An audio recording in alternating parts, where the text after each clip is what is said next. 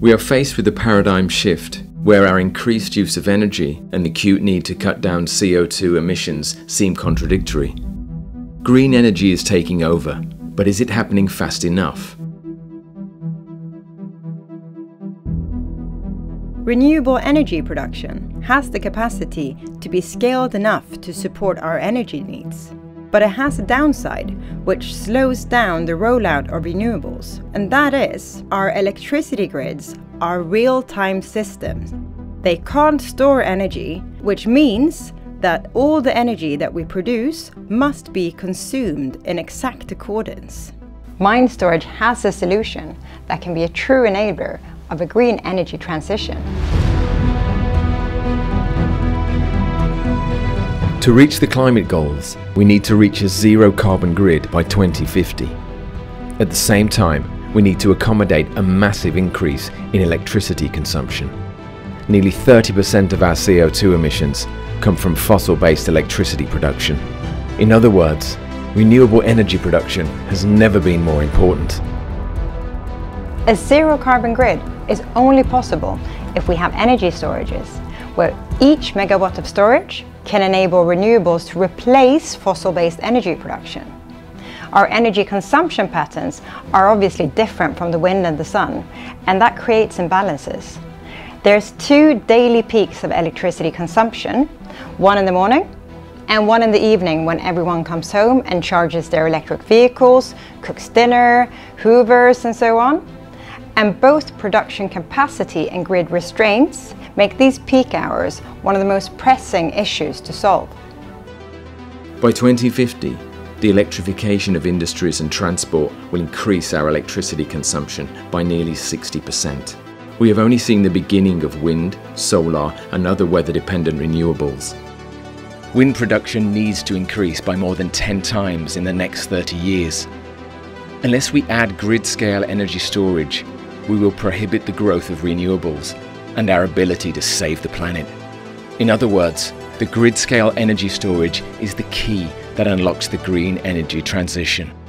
When comparing energy storages, there is a difference between applications. There are several technologies that can be used, but the 3 most often mentioned when speaking about grid-scale storage are lithium-ion batteries, hydrogen and pumped water. Lithium-ion batteries have a quick response time and are great for small spaces, such as cars or mobile phones. The demand from the EV industry is actually so high that we risk seeing a lack of lithium reserves in the near future. When building large battery packs to serve as energy storages to the grid, the volume of storage is completely dependent on adding more batteries, which means they are less suitable when power will be needed for several hours at a time. Also, since batteries have limited charge cycles, they quickly become an expensive alternative per megawatt in grid-scale applications. Lithium-ion can also have a higher climate impact since they need rare earth metals.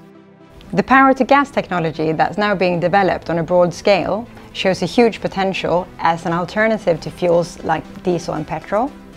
By converting electricity to hydrogen, it becomes transportable, and that's going to be a game changer for industries like the shipping industry. Also, initiatives to carbonize steel production by replacing coal with hydrogen also has a big potential. And that kind of volume will only be possible if the energy that will be used to produce the hydrogen comes from renewables. And that's obviously going to drive the need for renewables even further. If there would be an overproduction of hydrogen, it could theoretically be used to reproduce electricity. But that's going to be at a round-trip efficiency of less than 50%. The most commonly used technology for energy storage is water-based energy storage, known as pumped storage hydro. Actually, over 90% of all global energy is stored by pumped storage. The technology has been around for more than 100 years. And maybe more importantly, it's exceptionally easy to increase the amount of stored energy. You simply add more water. There's 2 types of pumped storage. Both use water and gravity as the 2 main components. Traditional pumped storage is found in mountain areas where water is kept at 2 different elevations. And the energy is stored by pumping water from the lower dam up to the upper dam. Likewise, energy is released when water from the upper dam flows through turbines down to the lower dam.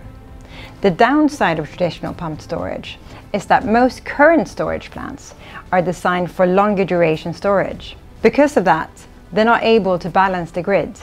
This requires new technology with quicker response times, so that the energy storage constantly can be online and support the grid with a lot of renewable energy.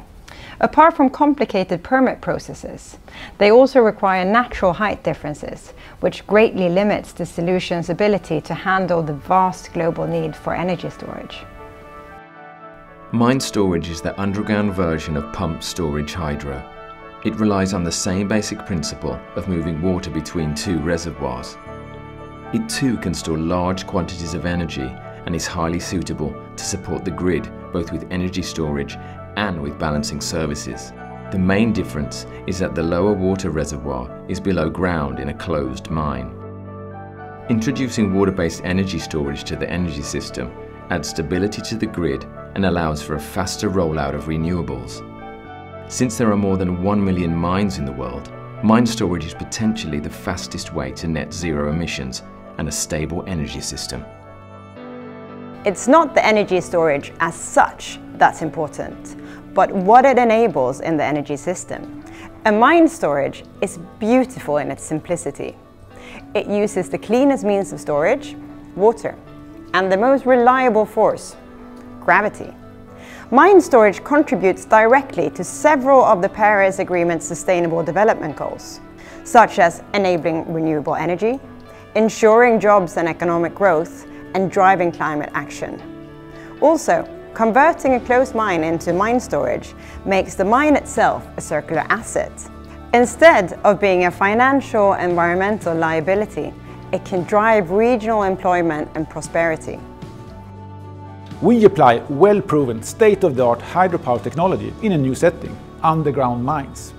For every mine storage, we form a separate company called an SPV, Special Purpose Vehicle. This means we build a portfolio of installations.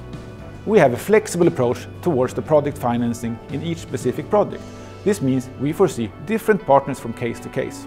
Typical partners are mining companies, energy companies, and institutional investors. Mine storage does not depend on any product or own technology. Instead, we build company value in, of course, the SPVs, but also very important, we build IP through our innovation, competence, and ability to assess both markets and sites, and by combining those into profitable business cases. All this knowledge, best practice and software tools are gathered in what we call Mine Storage Wow. That is our own way of working. We organize our work into 4 phases: qualification, development, construction, and operation. Each phase includes many different work packages and disciplines. You can say that Mine Storage Wow industrialized our work, and that secures quality, efficiency, and allows us to scale up fast. To give you one example, there are like 1 million mines around the world. This means during the qualification phase, we must use a very systematic approach for screening. It includes assessment of the market, rights and regulation, infrastructure, the mine itself and the site, and overall the commercial viability. A vital part of qualifying a project is making sure that it can be operated in a financially sustainable way. The evaluation starts with analyzing the local energy markets and the revenue potential. This generates the functional demands and the technical design for mine storage. Altogether, these forms the input for the operational strategy. There are different revenue models depending on the market that can be combined.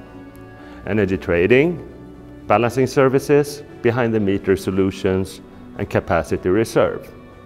According to UN's climate IPCC, a $24,000 billion investment in energy will be needed to limit global warming to 1.5 degrees Celsius by 2035. In order to keep global warming below 2 degrees Celsius, the world needs 266 gigawatts of energy storage by 2030. Under current trends, Bloomberg New Energy Finance predicts that $660 billion will be invested into energy storage over the next 2 decades. In other words, we need to act now. By using state-of-the-art hydropower technology that responds quickly enough to help balance the grids, mine storage can be a true enabler of the green transition.